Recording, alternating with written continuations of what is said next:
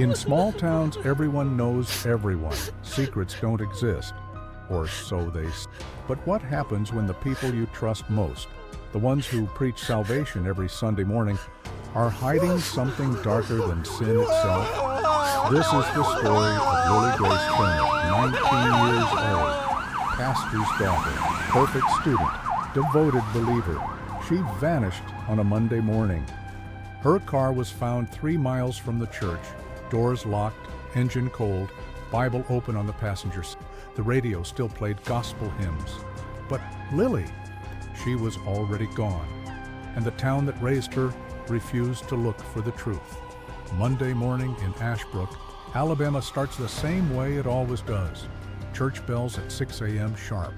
Coffee at Mabel's Diner by 6:30. Prayer circles before work. It's a town where faith isn't just practiced, it's performed. Every smile, every handshake, every God bless you delivered with perfect timing.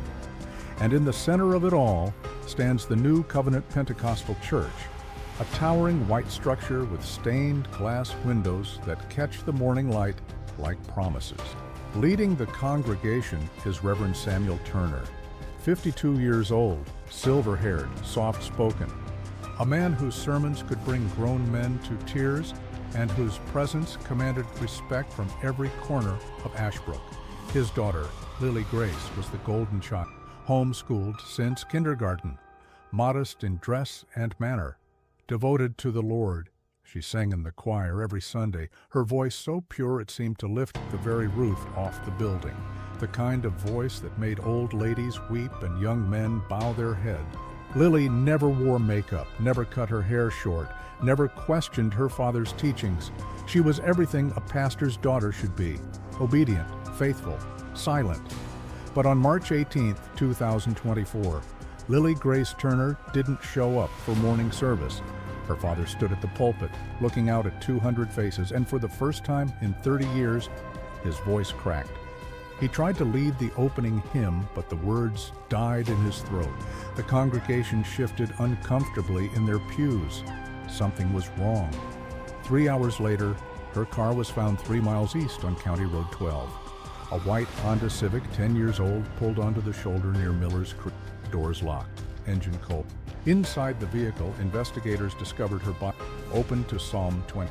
"The Lord is my shepherd, I shall not want." Her cell phone was there too, sitting face up on the driver's seat, completely wiped. No messages, no call history, no photos, just a factory reset, done deliberately, and in the margins of the Bible, written in blue ink that hadn't yet dried, a single word that would haunt this town for weeks to come: forgive. Forgive who? Nobody knew. Or if they did, they weren't saying. By nightfall, search teams were combing the woods. Volunteers from the church spread out across 50 acres of pine forest and red clay hills. They called her name until their voices gave out. They prayed in circles, holding hands, begging God for answers, but the forest gave nothing back. No footprints, no torn fabric, no sign of struggle. It was as if Lily Grace Turner had simply vanished into thin air. But Detective Claire Dalton didn't believe in miracles, and she didn't believe in mysteries without. Detective Claire Dalton wasn't supposed to be in Ashbrook. She'd requested a transfer from Birmingham after a case went sideways. A domestic violence call that ended with a woman dead, and Claire's testimony buried under departmental politics. The case cost her her marriage, nearly cost her her badge, and left her with a Russian she couldn't shake. Small-town work was supposed to be simple, quiet, a way to rebuild.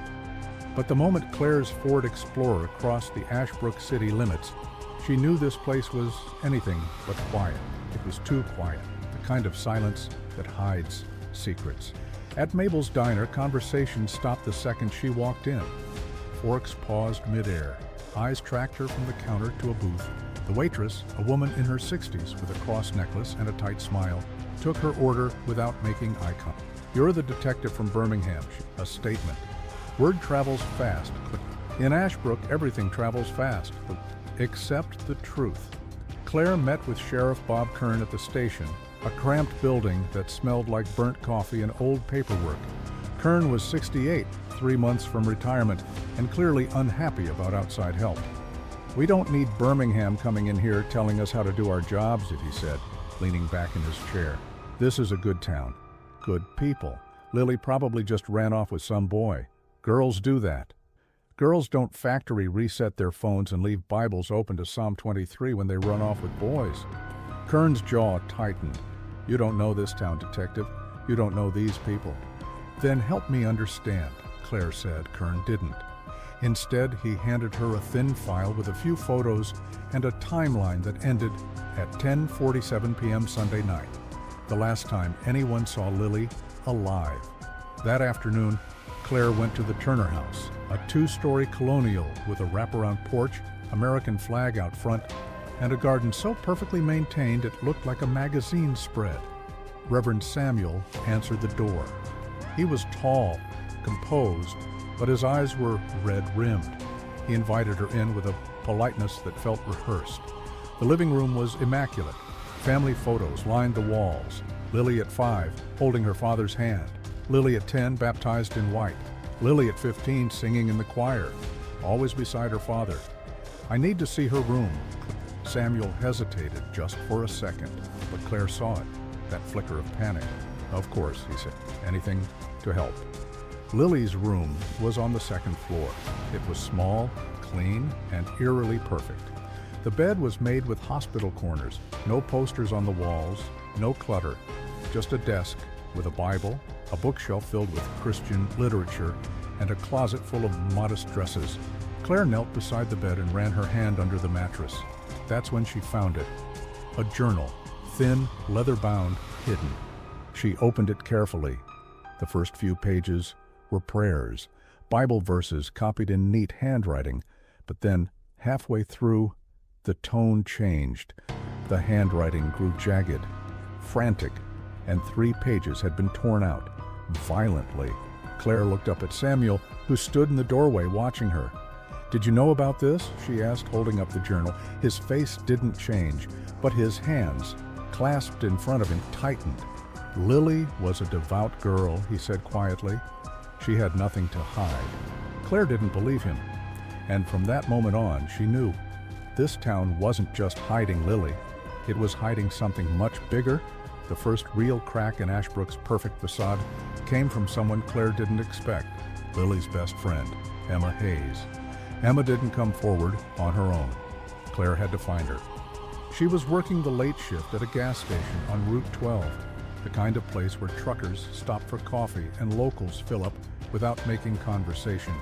Emma was 20 years old, pale, with dark circles under her eyes that suggested she hadn't slept. When Claire walked in and flashed her badge, Emma's hands started shaking. "I can't talk about," glancing nervously at the tutto. "Promised who?" Claire asked. Emma didn't answer.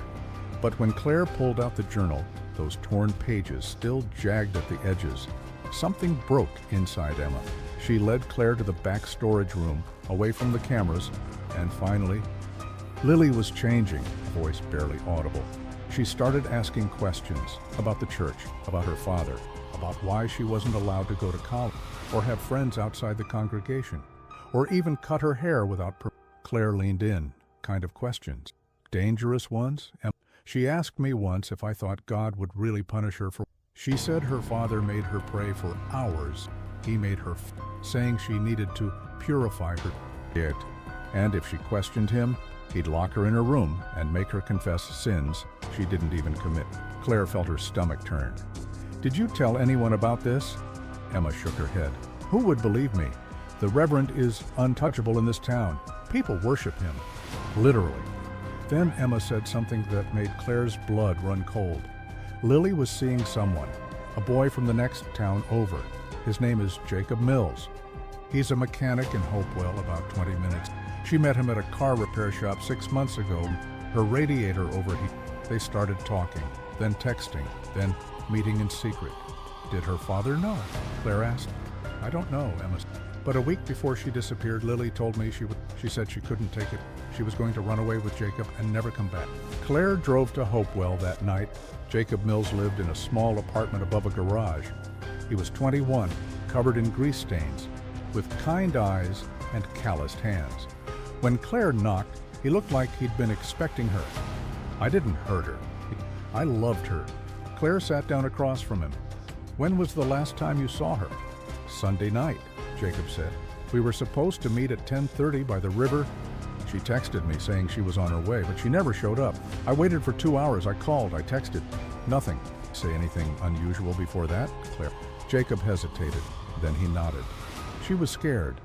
She said her father had been acting strange. He'd been holding these private prayer sessions late at night, just him and some of the church elders. She heard them talking about correction and cleansing. She didn't know what it meant, but it terrified her. Did she mention anything else? Claire pressed. Yeah, Jacob said quietly. She mentioned a place, an old abandoned mine near the river. She said her father used to take her there when she was younger, to pray in the darkness she hated that place. She said it felt wrong. Claire felt the pieces starting to come together. Where is this mine? Jacob pulled out his phone and showed her a map. A red circle marked a location about 5 miles south of Ashbrook, deep in the woods near Miller's Creek, the same creek where Lily's car had been found. I've never been there, Jacob said, but Lily said she'd never go back. She said it was cursed. Claire stood up. Thank you, Jake. As she walked back to her car, her phone buzzed. A text from an unknown number. Stop looking. She's gone. Let her rest. Claire stared at the screen. Someone in Ashbrook was watching her, and they didn't want her to find the truth. The old Ashbrook coal mine shut down in 1987. 37 years of silence. The entrance was sealed with chains and a rusted warning sign that read, "Danger, unstable structure, keep out." But when Claire and Sheriff Kern arrived the next morning, the chains had been cut. Recently, the metal edges were still shiny. Someone had been there. Claire pulled out her flashlight and stepped into the darkness. The air inside was thick and damp, smelling of earth and something else. Something rotting. The tunnels sloped downward, narrow walls pressing in on both sides. Water dripped from the ceiling, echoing in the blackness. Kern followed behind her, his breathing heavy. We shouldn't be here, he muttered. This place is dangerous. Someone's been using it, Claire said, pointing to fresh footprints in the mud. Look. The prints led deeper into the mine, past rusted mining equipment and graffiti left by teenagers decades ago. But as they descended into the deepest chamber, the graffiti changed. The walls were covered in symbols, crosses, circles, names carved into the stone, and in the center of the chamber, they found it, a makeshift altar. Candles arranged in a perfect circle, some still warm. Bibles stacked like stones, their pages yellowed and torn. Flowers, long dead, placed carefully around the edges. And carved into the wall behind the altar, in jagged, uneven letters, were dozens of names. Some crossed out, some faded with age, some still clear. Claire stepped closer, her flashlight scanning the list. Sarah Finch, 2003. Mary Bolton, 2011. Grace Williams, 2017. And at the bottom, fresh, written in white chalk that hadn't yet smudged, Lily Grace Turner, 2024. Claire's heart pounded. These were all girls from Ashbrook, she said, turning to Kern. All of them. Kern's face had gone pale. He stared at the names, his hands trembling. I didn't know it was this many. You knew. Claire's voice was sharp. Kern swallowed hard. There were rumors, years ago. Girls who disappeared, families who moved away suddenly. But the Reverend, he always had an explanation. Runaways, troubled kids, bad influences, and people believed him. They wanted to believe him. Claire felt rage building in her chest. How many girls, Kern? I don't know, he whispered. 7, maybe more. She turned back to the altar. There was something else. A box, small and wooden, hidden beneath the Bibles. Claire opened it carefully. Inside were photographs, Polaroids, faded and cracked, girls in white dresses, girls kneeling in prayer, girls with their eyes closed, hands clasped, surrounded by men in dark robes. And in every photo, standing at the center, was Reverend Samuel Turner. Claire's blood ran cold. This wasn't just about Lily, she said. This was a pattern, a system. These men were using the church to control these girls. And when they tried to leave, she didn't finish the sentence. She didn't have to. Kern leaned against the wall, his face at, what have we done? We ignored it. We let it happen. Claire pulled out her phone to call for backup, but there was no signal. The mine was too deep. She turned to Kern. We need to get out of here, now. And we need to bring a team back. This is a crime scene. But as they turned to leave, they heard it. Faint. Coming from deeper in the mine. A voice, weak, barely audible. Help! Claire froze. Did you hear that? Kern nodded, his eyes wide with fear. They moved toward the sound, flashlights cutting through the darkness. The tunnel narrowed further, forcing them to crouch. And then, in a small alcove at the very back of the mine, they found her, a girl, barely conscious, chained to the wall. Her clothes were torn, her face was bruised. It wasn't Lily. Claire knelt beside her, checking for a pulse. Who are you? The girl's eyes flickered open. Rebecca. Rebecca Moss. Claire's mind raced. Rebecca Moss. She'd seen that name in the missing persons file, reported missing 3 months ago from a town 30 miles away. We're going to get you out of here, Claire said. But as she reached for the chains, she heard footsteps behind them. Heavy, deliberate. She spun around, hand on her weapon, and there, silhouetted in the flashlight beam, stood a figure in a dark robe. You shouldn't have come here, detective, a voice said, cold, calm. And then everything went black. Claire woke up with a splitting headache and the taste of blood in her mouth. She was lying on cold stone. Her hands were bound behind her back. Her service weapon was gone. For a moment, she couldn't remember where she was. Then it came flooding back. The mine. Rebecca, the figure in the robe. She forced her eyes open and looked around. She was still in the mine, but in a different chamber, smaller, older. The walls here were smooth, carved by hand decades ago, and sitting across from her, also bound, was Sheriff Kern. He was conscious, but barely. Blood dripped from a gash on his forehead. Kern, Claire whispered, can you hear me? He nodded weakly. Who hit us? Claire asked. Before he could answer, footsteps echoed through the tunnel. Slow, deliberate. And then, emerging from the shadows, came Reverend Samuel Turner. But he wasn't wearing his usual suit. He wore a long black robe, just like the figure Claire had seen. In his hands, he carried a Bible. His face was calm, too. Detective Dalton, I'm sorry it came to this. Where's Lily? Claire demanded, struggling against the ropes. Where's my daughter? Samuel's voice cracked. For the first time, Claire saw real emotion in his eyes. Pain, regret. I don't know, he whispered. I swear to God, I don't know. You're lying, Claire spat. You brought her here. You brought all of them here. Samuel shook it. It wasn't me, it was them, the elders. They said the girls needed correction, purification. They said it was God's will. Who are they? Samuel sat down on a rock, his hands trembling. 5 men. Men who've controlled this town for 40 years. Dr. Richard Morris, Judge Thomas Whitmore, Deacon Carl Cole, Principal Howard Rutherford, and Henry Finch. Finch, Claire said, the father of one of the missing girls. Sarah was his daughter. She was the first, back in 2000. She wanted to leave Ashbrook, go to college, have a life outside the church. Henry couldn't allow that. He said she was corrupted, that she needed to be cleansed. So they brought her here to the mine. They held a ceremony, prayers, fasting, isolation. They kept her here for 3 days. And then, Claire asked, though she already knew the answer, she didn't survive, Samuel whispered. It was God's judgment, that she was too far gone, so they buried her deep in the woods, and they told everyone she ran away. That Claire felt her blood turn to ice. You buried her, and then you did it again, and again, 7 times. Samuel's face crumbled. I didn't want this. I tried to stop them, but they said I was weak, that I was letting the devil into my church. So I stayed silent. I performed the ceremonies. I said the prayers, and I watched those girls suffer. Including your own daughter? Claire's voice was venomous. Samuel looked at her, tears streaming down his face. Lily found out. 3 weeks ago, she found Sarah Finch's necklace in my desk drawer, a silver cross her father had given her. Lily asked me where it came from, and I told her the truth. I told her everything. She said she was going to the police. She said she couldn't live with this.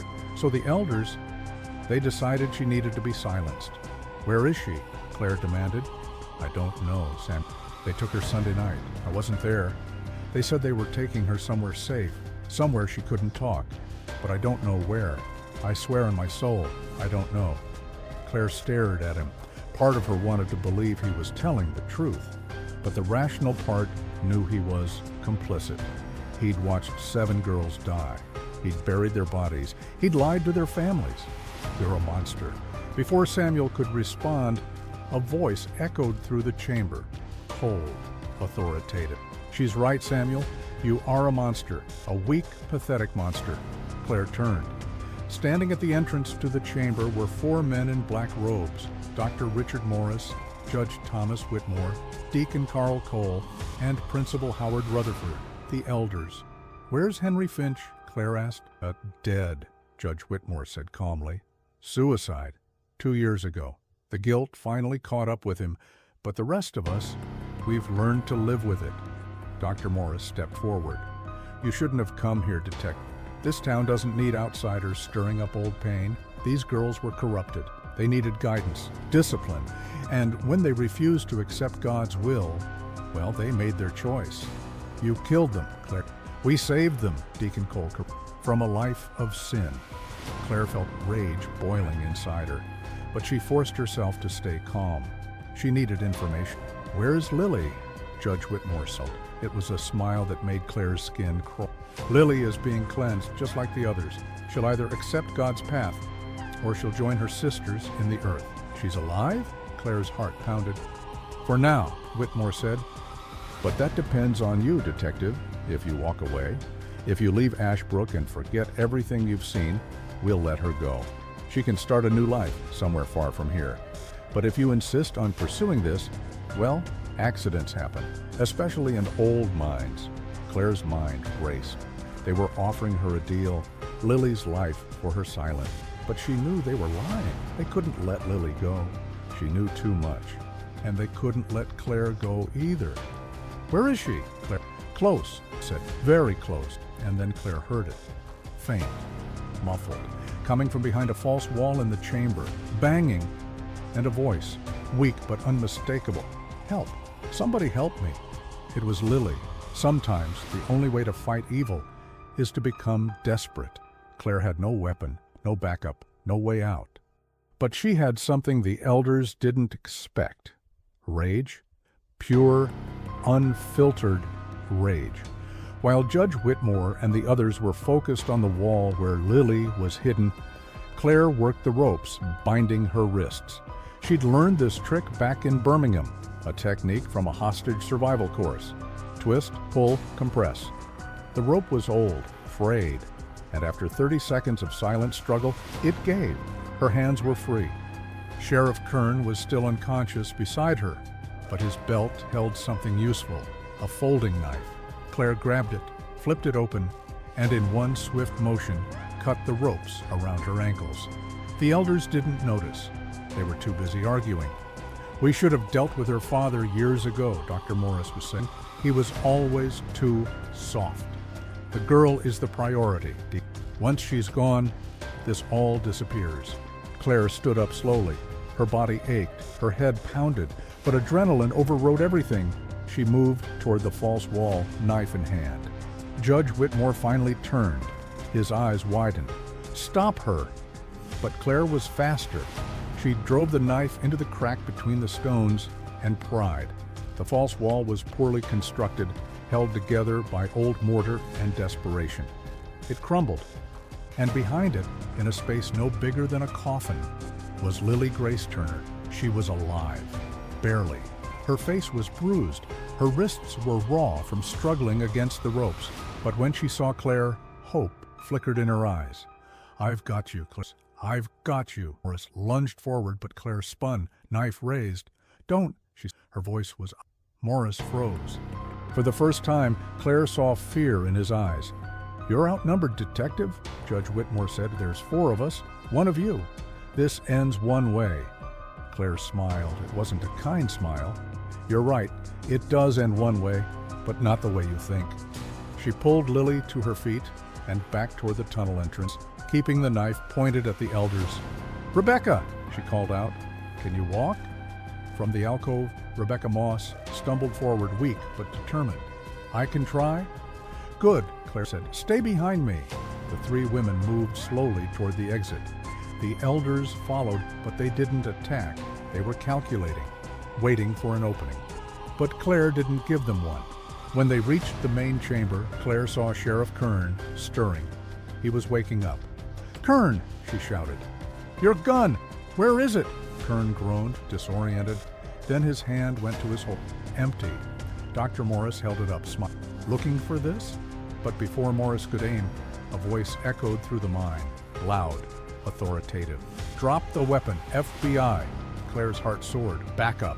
Finally. Agent Marcus Hayes emerged from the tunnel, flanked by 6 federal agents in tactical gear. Behind them came Birmingham PD officers, forensic teams, and paramedics. Claire had sent a text before entering the mine. A dead man's switch.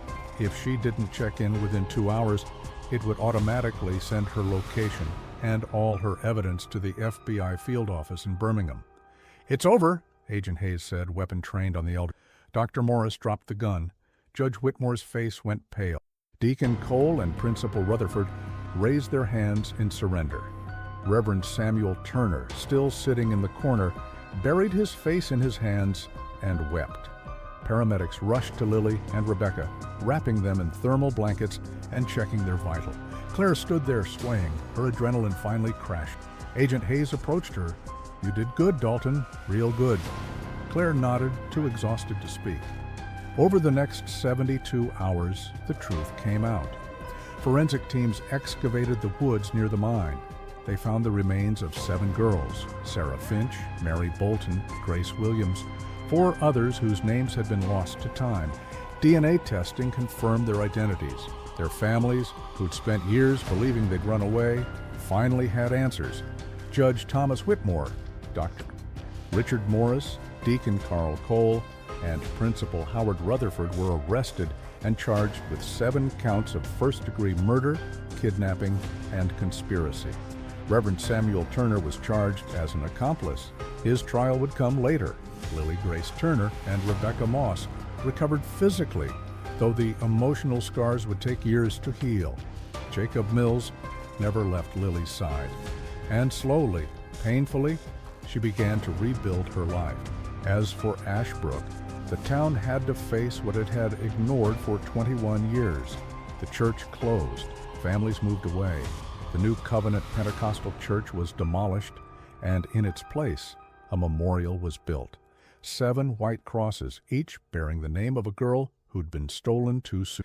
Detective Claire Dalton stood before those crosses on a cold morning in November, 6 months after the arrest. She placed a single white rose at the base of Lily's cross. Even though Lily was alive, it was for the girl Lily had been, the girl who'd been forced to carry a secret that nearly killed her. "You were right," a voice said behind. Claire turned. It was Lily. She looked different now. Her hair was shorter. She wore jeans and a leather jacket. She looked free. "Right about what? You said you didn't believe in mysteries without answers." "You were right. There are always answers, even when people try to bury them." Claire smiled. "How are you doing?" "Better, Lily. Some days are hard, but I'm alive. And that's more than a lot of girls got." They stood there in silence for a moment, 2 women who'd survived the darkness. "What will you do now, Claire?" Lily looked out at the memorial, at the 7 crosses standing against the gray sky. "I'm going to make sure this never happens again. I'm going back to school, studying law. I want to protect people who can't protect themselves." Claire felt tears prick her eye. "You're going to be incredible." "I learned from the best," Lily said. They hugged. And for the first time since this nightmare began, Claire felt something she hadn't felt in a long time: hope. Because evil doesn't win. Not when good people refuse to stay silent. Evil thrives in silence. But when one person refuses to look away, when one person demands the truth, everything changes. This was the story of Lily Grace Turner, a girl who survived the darkness, and Detective Claire Dalton, a woman who refused to let evil win. If this story moved you, hit that like button. Follow this channel for more true crime investigations that expose the secrets hidden in plain sight. And share this video, because some stories need to be told. Thank you for watching. Stay safe and never stop asking questions.